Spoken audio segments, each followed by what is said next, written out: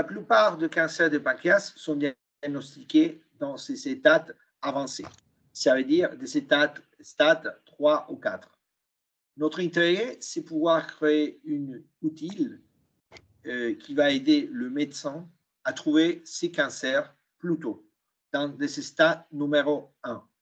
Ça veut dire trouver des lésions pancréatiques inférieures à 15 mm qui pourraient nous aider à faire un diagnostic précis en voyant l'image dans son pancréas altéré et malade. L'objectif pour réaliser un diagnostic précoce du cancer du pancréas, c'est d'utiliser un écho-endoscope. Et la manipulation de l'écho-endoscope est, on va dire, complexe et parce que ça requiert un long entraînement.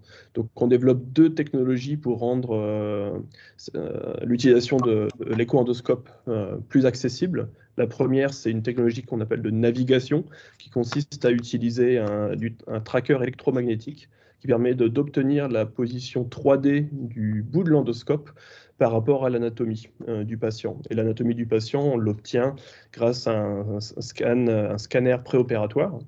Et donc, en fait, le logiciel développé se comporte comme un GPS 3D pour l'opérateur de l'endoscope. La seconde technologie que nous développons, c'est un système basé sur l'intelligence artificielle, sur l'apprentissage Frosson, qui permet d'automatiser la détection et la reconnaissance des structures anatomiques qui sont présentes dans les images ultrasonores, qui sont très complexes à interpréter. Et donc, ça facilite l'interprétation de ces images pour les praticiens qui sont moins expérimentés. Et donc, ce sont deux technologies complémentaires qui peuvent travailler ensemble en synergie et qui vont aider à rendre l'écho-endoscopie plus accessible.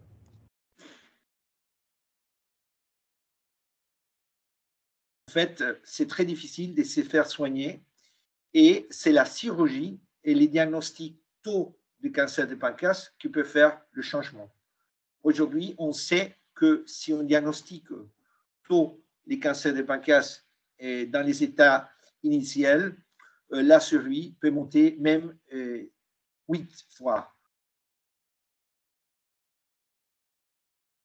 Les fonds généreux qui ont été accordés à l'IHU pour développer ce projet de recherche nous ont permis de monter une équipe de chercheurs et d'ingénieurs et de cliniciens qui ont développé les prototypes, mais au-delà d'un projet de recherche classique.